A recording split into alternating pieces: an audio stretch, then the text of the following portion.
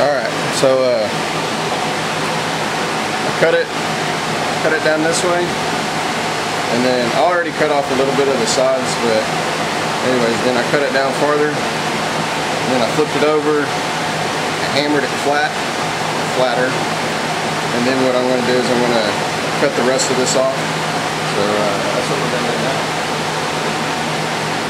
So I got my safety glasses on, got my cutting wheel, cutting disc. You should probably wear gloves, but put it on.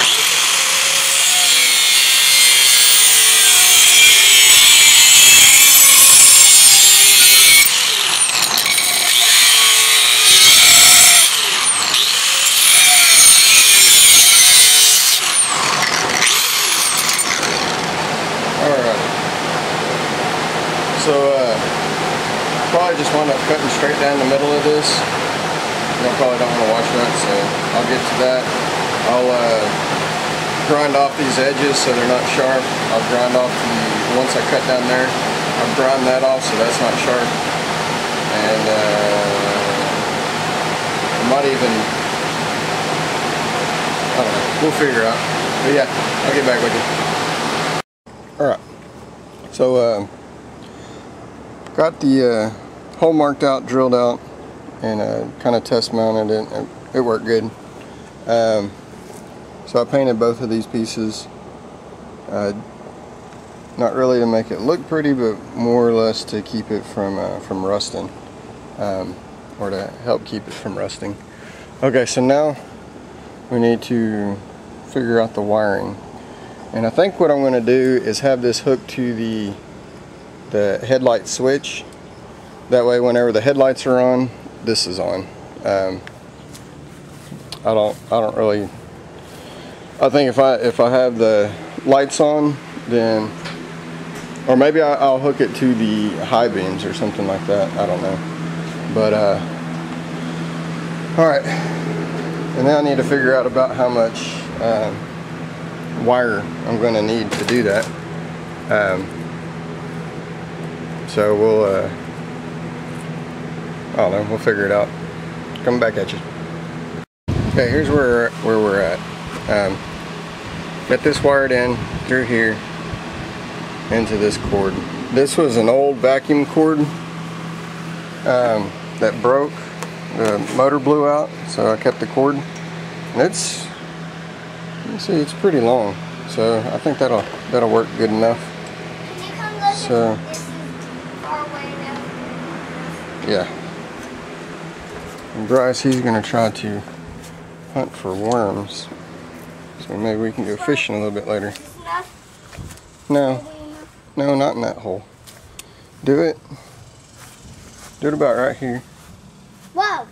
Whoa, wait. Oh, that's a... What the heck is that? Oh, that's a bumblebee. I don't mess with them. Alright, let's go. Yeah, put it in the ground about right there. And then hammer it down in there. Well, wiggle it sideways. Okay, sorry about that. But kids do come first, you know.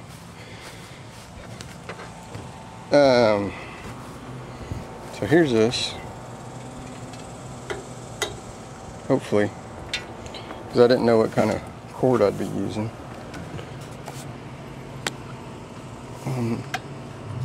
I may have to, yeah, I'll spread this out just a little bit. But that cord will go in there. Most of this, I'll tie it up out of the way right here. And then the end of the cord, you know, I had three wires, but all I'm going to do is just use two. So I'm going to get this, and there's a little wire tie right there, so I'll probably go up between that, maybe sneak it up underneath the floor, and there's a grommet right there. I might come out of that, sneak it up in here. So I had to get to this to the dashboard, and every one of them is going to be different, but luckily all this was Phillips screwdrivers. They're pretty big ones. but I had the center console like clamped on there, and then there's 4 bolts holding this dash on. So I came in here and I found out which one was on whenever the lights were on. And whenever you turn the lights on, it's going to be this one right here. I don't know if you can see that. But it doesn't matter if it's on high or if it's on low. Whenever the lights are on, that one has 12 volts of current. So I'm going to ground one of them and then tie the positive into that. So and the way I did that was just got my voltmeter and put it on DC. I put this ground to ground, and then I came in here and I touched the back ones of each of these, and basically found one. Well, I turned the light on, and then I found out which ones had current, and then I turned it on high, found out which ones had current, and then turned it off, and then I was able to find out that this one always has current when the lights are on. I think this one is the low, and that one back there is the high. So I don't know if y'all can see that or not. But anyway, so that's how I did it. So that's how I'm going to ground that in there. I shouldn't have to use a what do you call it? I shouldn't have to use a fuse because I'm going to be going through the lights. So if anything happens to this or my regular lights, it should blow a fuse that way. Again, since this is LED lights, since those are LED lights, I shouldn't have too much of an issue as far as current draw. But alright, I'll stay tuned and I will power this up and see how it works. Thanks for watching. Alright, so here's how I'm going to route this. It's going to go under the tractor and then up through here and then out this shift column right here. There's no moving parts right here. There's no moving parts right here. And there's a good size hole right there, and I can fish this through here, back up behind here and into the lights. So the way I'm doing that is I have a old coat hanger. I shove that down in the hole. Hang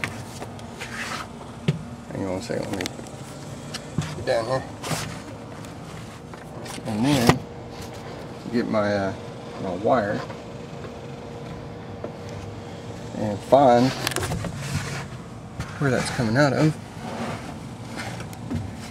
And it's coming out right here. So